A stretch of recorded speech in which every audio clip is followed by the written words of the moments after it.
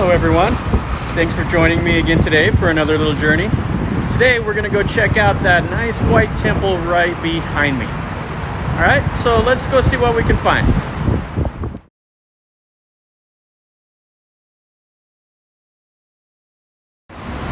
Alright, so the area we're in today is what is called Bangkok, and this is Lac Sea intersection.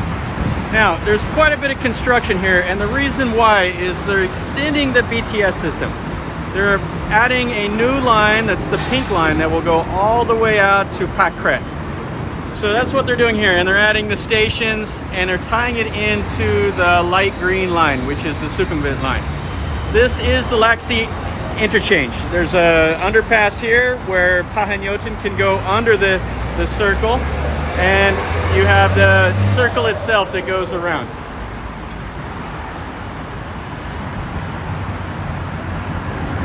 So it'll be a nice improvement when they get this done and they get the pink line installed. Now, where we're headed is right over to there, which is the temple in this area.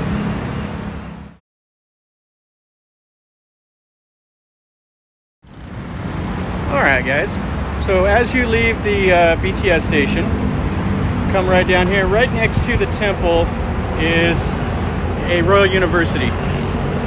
And I believe, I don't know exactly the whole story of it, but I believe like the history of it comes from land that was donated by who now is the Queen Mother. At the time, she was the wife of King Rama IX, who passed away a few years ago. And since his son has been crowned the King of Thailand, who's Rama X. So it would be his mother, who at the time was the mother or the wife of Rama IX. Out here next to the BTS station is quite nice. This would be really pleasant early in the morning whenever all the lotuses are bloomed out.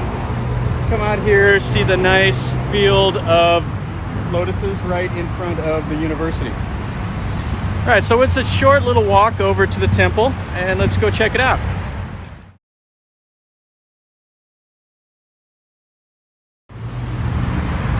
So there is the stupa. Now the way this temple is constructed, it has a white stupa on the outside, and then it has a smaller stupa built on the inside.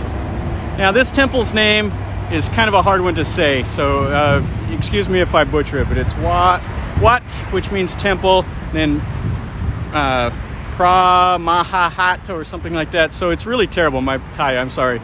But anyway, this was built in 1941 is when they started construction. And the history of it is, it was built as, I think, the first temple underneath the new Thai constitutional monarchy. And it was built to celebrate the ending of a civil war. Thailand has had a history of, some internal strife over the last 100 years.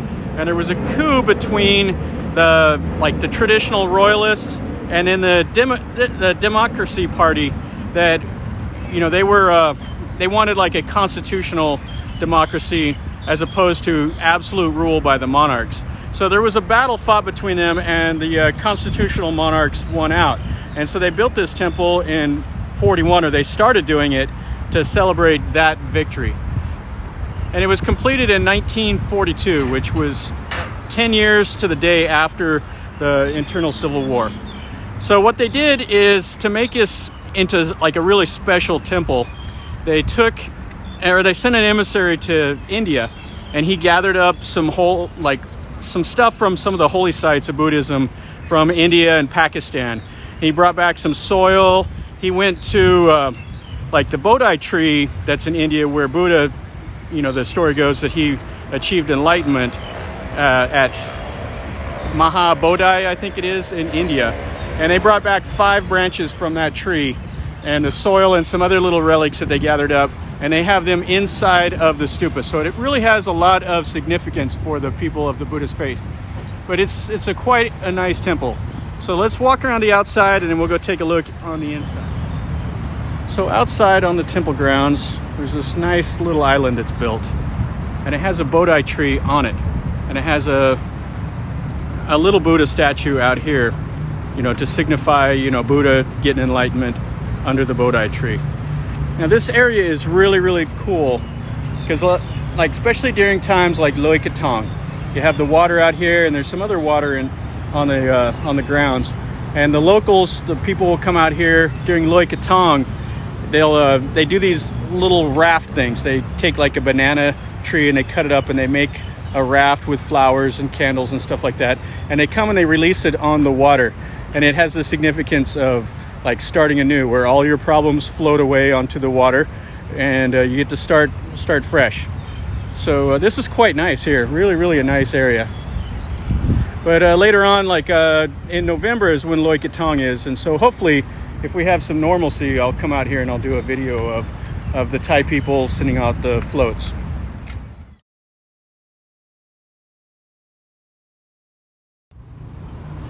So if you come in from the south of the temple, here's the main part of the temple complex where the monks stay, and they have classes and teaching and all of that. Got a part of the klong over here. Have some banana trees growing. Be a little bit more and the bananas will be ready to go. All right, so come into the temple. You can drive over or walk over the little bridge. And they have it set up here so you can get what you need for feeding the fish. So you got some bread. They'll have some fish food. A lot of times you can buy a fish to go release into the canal to make some merit. And over on this side, we have some chickens running around on the hoof. And then you can buy all the stuff. You have a little kit here. You can buy some monk robes and some candles, all of that stuff, and you can donate it to the temple to make merit.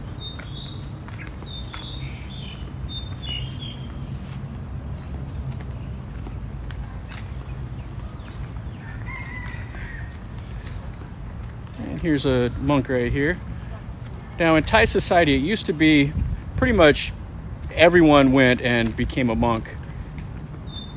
Now it's about half the adult men will become monks or were a monk at some point in their time, some point in their life. It's a lot more common now to see like the lady monks. They're not, it's not quite the same, but it's, they still have a pretty high status in Thai society. But you'll see a woman walking around that's wearing the white robes, and they'll have their head shaved and all of that, and they'll be practicing like a novice. Okay, so here you have all the days of the week Buddhas. So if you know the day of week that you were born, it'll tell you right down here. Me, I just happen to know I was born on a Friday, so I can see my lucky Buddha. Make some donations to the temple. I have some more of the sacred relics and stuff over here, and for people that have helped out with the temples. So here you have a monk that's will come up and he'll bless people. They have like a little water blessing that they'll give him, and he's sitting here and he'll say some prayers and get people to make a little merit that way. Some more of the donations and all of that.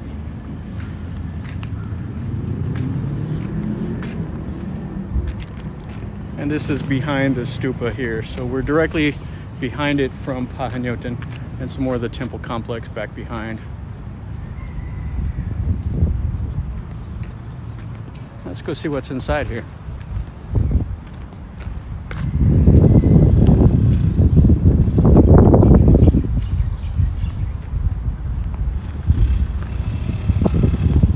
Quite a nice building with all the mythical animals of the Buddhist faith.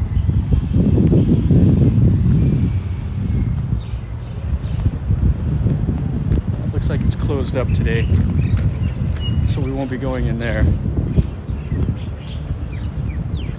So we do have a bell tower over here.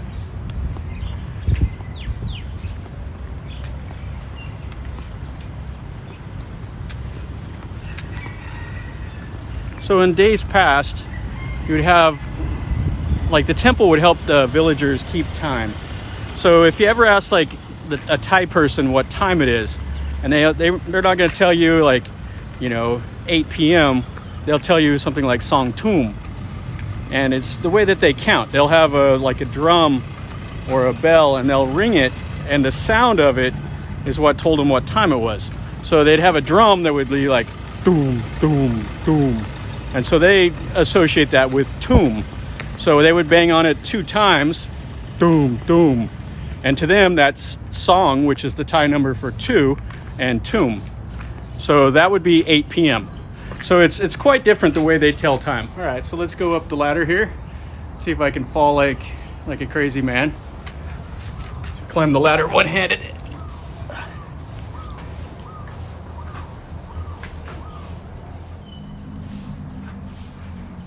It's quite difficult climbing up a ladder one-handed, holding a camera. But we'll see what we see up the top.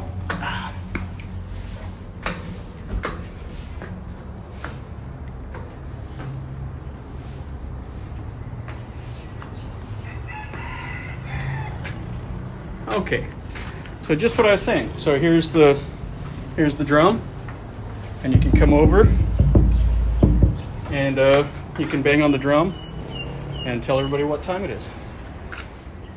So there's not much to see from up here, but it does give you a nice view of the temple building itself and the parking area down below. Today, lots of chickens running around. Now, in the morning, you hear the chicken, or the rooster, that he will announce to everybody it's time to wake up. And he will tell them it's, he'll do his cockle-doodle-doo. But the Thais don't hear it as cockle-doodle-doo. They hear it as icky-ick-ek. So if you ever want to kind of hear something funny, ask them what the Thai, or what the rooster does in the morning, and they'll tell you icky-ick-ek. Okay, so we're right in front of the stupa. Let's go inside. So, as is custom, remove your foot gear. And I've never had any bad luck with anybody taking my shoes, so nothing to worry about too much there. Now, any women that come, make sure you come, and you can't wear anything that reveals your shoulders. You need to wear like a shawl or something over it. And men, just dress polite. You can wear shorts. Some places they won't let you, like if you go to the Grand Palace, you have to wear like long trousers. But here, you're okay with just shorts.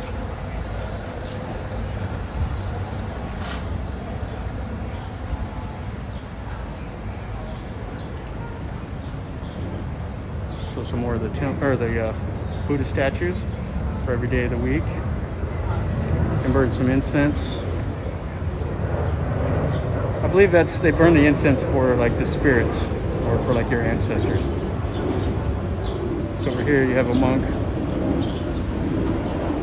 He's giving them the blessing with the water.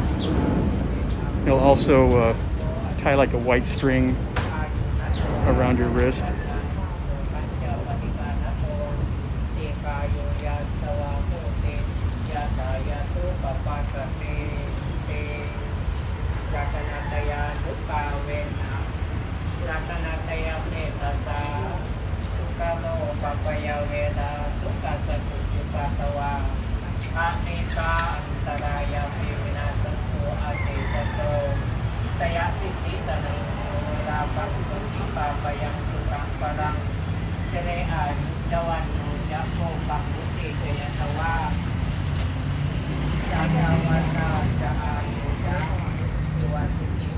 Some more donations for the monks. Now it's like the monks, what they do is they will go out into the community every morning and they gather up food. So in the morning time you'll see the monks walking around and they'll have like an alms bowl, and you give them food, and that's what they live on. They live on all donations from the people. Now it's important. There's one thing that's not allowed is women cannot touch the monks in Thailand. The sect of Buddhism here, they're not allowed to touch them. So that's what the bowl is for. Or you can put it down on the ground and they'll put it into the bowl themselves. But you sit down and they'll donate the food, and then they'll give them a blessing with the water. All right, so inside here, I'm not going to do any talking. So I'll let you take a look at what all's in the inside stupa. Now this is the gold stupa that's on the inside that has the holy relics, the branches of the Bodhi tree, the soil, and the other little relics that they've gathered up. Okay, so let's walk around and take a look.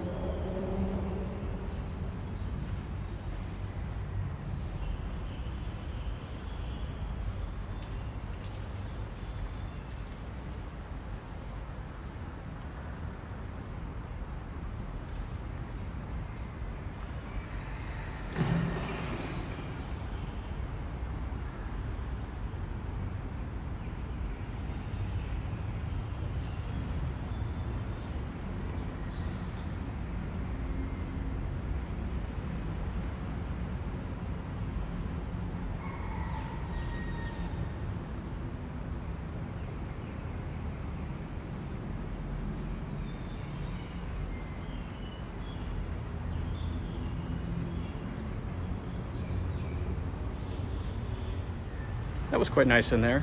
Now, if you notice the quietness, some places are a little different. You'll hear people praying and all that, but everybody in there was pretty much meditating. So they're trying to get, to achieve nirvana. And they had the pictures and stuff all around of people that were important, and large donations to help build this temple. So that was quite nice. It's really a pretty stupa. So that's that on the inside.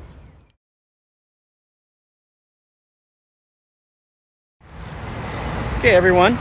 So that's our little tour of the temple. So hopefully you enjoyed it, and if you did, make sure you click like and share it with your friends. Also, hit subscribe if you want to see any new videos and want to be updated on anything that I do. And before I leave, I'll leave you with one little thing.